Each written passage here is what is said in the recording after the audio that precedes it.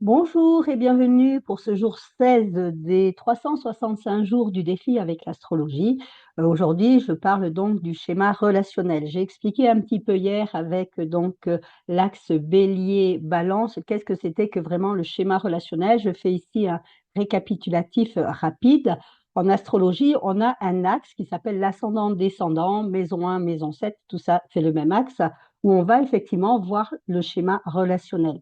Le schéma relationnel, il comprend l'ascendant, parce que l'ascendant, c'est l'image que j'ai de moi et celle que je projette sur le monde. Et puis, on inclut le descendant, c'est-à-dire le signe en face de l'ascendant, la maison 7, parce qu'effectivement, c'est tout ce qui est de l'ordre de l'inconscient et comment je rentre en relation avec les autres et surtout, qu'est-ce que j'attends d'une relation. Je pense que ça peut être intéressant, surtout quand on n'arrive pas à trouver la bonne personne sur le plan amoureux ou qu'on n'arrive pas à stabiliser ces relations, de voir effectivement qu'est-ce qu'il y a au niveau de l'inconscient dans notre schéma relationnel et surtout, est-ce qu'on est bien en alignement avec ce schéma ou est-ce qu'au contraire, on n'est pas en alignement. Donc aujourd'hui, on va parler du schéma relationnel pour l'ascendant taureau, le descendant scorpion, et puis pour l'ascendant scorpion et le descendant taureau, hein, on fait vice-versa.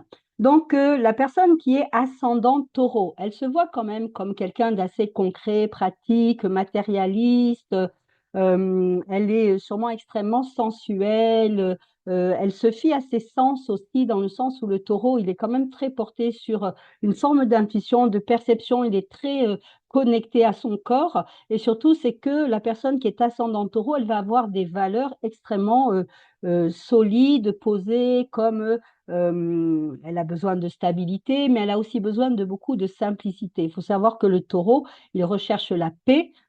Il recherche la paix, il recherche vraiment quelque chose de fluide, de léger et il est dans cette vision-là. Donc la personne qui est ascendante taureau, elle se voit comme quelqu'un de stable, de sûr, de sécure, et elle va rechercher dans un partenaire de type scorpion ou dans une relation de type scorpion, en fait, à expérimenter vraiment qu'est-ce que c'est que le corps à travers la sexualité. Le taureau est plutôt un signe sensuel, donc ça va être les caresses, les massages, des choses comme ça. Le scorpion, bien évidemment, nous fait rentrer dans le monde de l'intimité. Et donc, on va chercher à expérimenter avec ce partenaire ou cette relation de type scorpion l'intensité, l'authenticité, mais également aussi, peut-être à travers une histoire un peu compliquée, les mécanismes profonds et inconscients de la relation. En fait, notre partenaire de type scorpion ou la relation de type scorpion, quand elle nous fait vivre une histoire passionnelle où il y a de la jalousie, où il y a des ruptures, où il y a des retours, ou alors on sent vraiment que cette personne, elle nous touche profondément, ou alors il y a des jeux, parce que c'est quand même un axe de pouvoir, hein, l'axe du taureau et du scorpion, donc où il y a des jeux peut-être de manipulation, où on voit bien que voilà, c'est pas toujours facile dans cette relation qui peut être un peu mouvementée. Eh bien, si je suis ascendant taureau, ce type de relation m'amène à expérimenter qu'est-ce que c'est qu'une relation et surtout qu'est-ce qu'il y a comme mécanisme inconscient dans une relation. Donc, effectivement, les jeux de pouvoir, la communication, c'est vraiment très, très vaste et très, très étendu. Donc, ça peut être intéressant quand on est ascendant taureau et qu'on a cette vision de stabilité, de se dire, oh, mais pourquoi est-ce que je suis toujours attirée par des histoires compliquées? Pourquoi avec moi, les relations ne se passent jamais de façon fluide et légère? Pourquoi est-ce qu'il y a toujours de la passion? Eh bien, votre descendant scorpion est une première réponse dans le sens où, effectivement, par complémentarité, par projection, j'en ai parlé beaucoup hier, hein, de l'effet miroir et de la projection, eh bien, vous allez chercher quelqu'un qui va venir complémenter cet axe du taureau et du scorpion. J'espère que ça vous parle. Mettez-moi des petits commentaires si vous êtes ascendant taureau. Ça m'intéresserait de savoir comment vous vivez vos relations, surtout avec ce descendant scorpion. Donc, bien évidemment, on ira regarder dans cet axe relationnel taureau-scorpion, scorpion-taureau, les planètes Pluton, qui est la planète du scorpion, les planètes Mars, qui est la deuxième planète du scorpion, et puis la planète Vénus, hein. Alors, la planète Vénus, c'est la planète de nos valeurs. C'est pas forcément, elle fait partie, on en parlera dans une autre série de vidéos, elle fait partie du schéma relationnel pour les planètes, mais dans le schéma relationnel, il y a la Lune qui va montrer mes besoins. Il y a Vénus qui montre mes valeurs, c'est pas tout à fait la même chose, hein. Besoin et valeurs, c'est pas du tout la même chose. Et puis il y a Mars, Mars-Pluton éventuellement, qui est le type de partenaire vers lequel je suis attiré.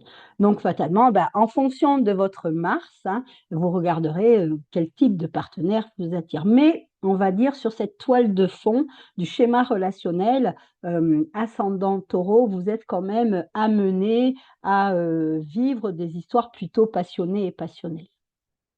Maintenant, si je suis ascendant scorpion, je vais avoir en face, donc on sait que le zodiaque, c'est une roue de 360 degrés, il y a, tout ça, il y a 12 signes, 12 maisons, donc fatalement, il y a toujours un signe face à face avec un autre signe, hein. Donc, quand je suis ascendant scorpion, j'ai en face, dans mon descendant, le signe du taureau.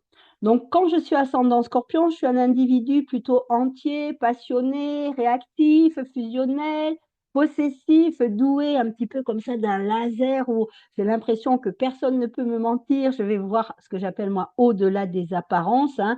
Il y a vraiment une capacité à décrypter justement le monde inconscient, les profondeurs de son partenaire. Et puis, le partenaire, il peut avoir l'impression d'être scanné quand il rentre à la maison. Tac, tac, tac, tac, qu'est-ce que tu as fait de ta journée? C'est parce que l'ascendant scorpion, eh bien, effectivement, il y a toujours un petit côté détective. Et puis, il est surtout très porté par l'authenticité, la vérité. Vraiment, c'est un être de passion et très, très entier. Donc, si je me présente au monde comme ça, hein, si j'ai cette vision de moi de cette nature-là, le descendant, c'est-à-dire je vais aller vraiment chercher l'opposé, je vais aller rechercher quelque part une relation ou un type de partenaire qui m'amène la paix, qui m'amène la stabilité et qui amène une relation solide, concrète, un peu pratique, mais surtout quelque chose de très simple. Pourquoi? Parce que si je suis ascendant scorpion, à l'intérieur de moi, c'est déjà très compliqué. On sait que les scorpions, ils ont une vie émotionnelle très riche, très intense. Et donc, quand ils se mettent en couple, c'est pas pour retrouver quelque chose de compliqué, c'est vraiment ce qui les appelle. C'est la paix, c'est la stabilité, c'est vraiment quelque chose dans l'ordre de la simplicité. Ils ont besoin de goûter un petit peu au pâturage du taureau, c'est-à-dire vraiment quelque chose de très ancré. Peut-être que justement, ils vont avoir un projet de construction commune autour de la famille, autour d'un projet qui a peut-être un écolieu ou que sais-je. En tout cas, il y a toujours un rapport intéressant à la Terre pour le scorpion. Pourquoi? Parce que la Terre va le stabiliser. On sait que le scorpion, s'est dirigé par Pluton et par Mars, et donc il va aller chercher en face des valeurs de type vénusienne, hein. La beauté, la stabilité, la tranquillité. Le taureau, il est plus, lui, dans quelque chose de familial, de cocooning, comme la maison, hein, qui nous amène une forme de sécurité. Donc, quand on est ascendant scorpion, en toile de fond, ce que l'on cherche, c'est une relation qui nous amène une forme de sécurité, comme un ancrage, comme un port où je peux venir me reposer parce qu'à l'intérieur, c'est toujours un petit peu d'ordre tsunami ou volcanique. Et donc, quand je rentre chez moi et que je suis ou que je suis en lien avec mon partenaire, je cherche vraiment quelque chose de très apaisé ou de très apaisant.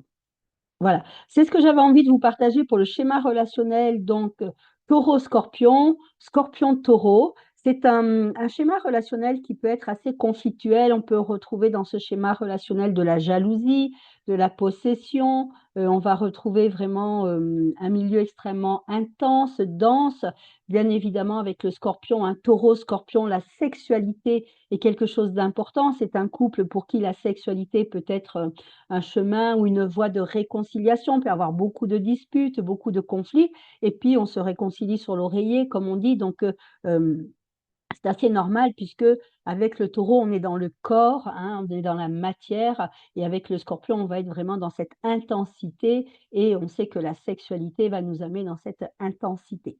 Et donc, on voit bien aussi comment, à travers la sexualité, il peut y avoir vraiment une décharge de nos énergies un petit peu négatives. Et ensuite, après la jouissance, eh bien, il y a ce moment de calme, de repos, d'apaisement, de réconciliation aussi, où c'est un moment un petit peu privilégié où les deux partenaires peuvent discuter, ben pour ceux qui fument, hein, qui peuvent fumer, etc. On voit bien comment c'est un moment, l'après-sexualité et l'après-orgasme est un moment de complicité. Et dans cet axe relationnel taureau-scorpion, c'est ce que l'on recherche. Que ça soit taureau-scorpion ou scorpion-taureau, c'est vraiment ce qui est recherché, une forme d'authenticité. On se met à nu devant l'autre, hein, comme, bah, dans ce moment après la sexualité où vraiment, on peut se sentir vulnérable, on est le cœur ouvert, et on est vraiment dans notre authenticité. Donc, si vous avez un schéma relationnel de type, taureau-scorpion ou scorpion-taureau, sachez ce que vous recherchez, c'est l'authenticité chez votre partenaire dans la relation. Vous pouvez avoir un côté un petit peu exigeant parce que tout le monde n'est pas capable de tenir ces vibrations d'exigence, d'intensité, une forme de radicalité, hein. Il y a par moments cette énergie de radicalité qui peut se mettre dans vos attentes, hein, par rapport à votre partenaire, mais c'est toujours vers le meilleur. On sait que l'énergie du Scorpion, c'est une énergie de transcendance, de transformation.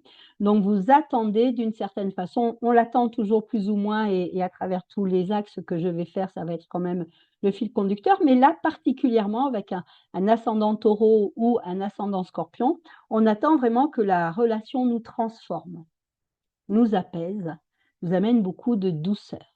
Voilà, bah, écoutez, dites-moi un petit peu en commentaire ce que vous en pensez, si ça vous parle, et puis on se retrouve demain pour, le jour 17 avec un schéma relationnel totalement et radicalement différent, avec un axe Gémeaux, Sagittaire ou Sagittaire, Gémeaux. Je vous souhaite une magnifique journée. Je vous dis à tout vite et encore merci de me suivre, de commenter ces petites capsules. J'espère qu'elles vous apportent, de la compréhension. Il faut savoir que l'astrologie est un outil de compréhension, de connaissance de soi et de compréhension. Et puis aussi de réconciliation. Je trouve qu'une fois qu'on s'est compris, on peut plus facilement se réconcilier avec soi-même. Comme je dis toujours avec mes élèves ou mes consultants, il y a rien à changer, mais il y a tout à sublimer. Bisous, bisous. À demain pour une prochaine capsule. Belle journée. Au revoir.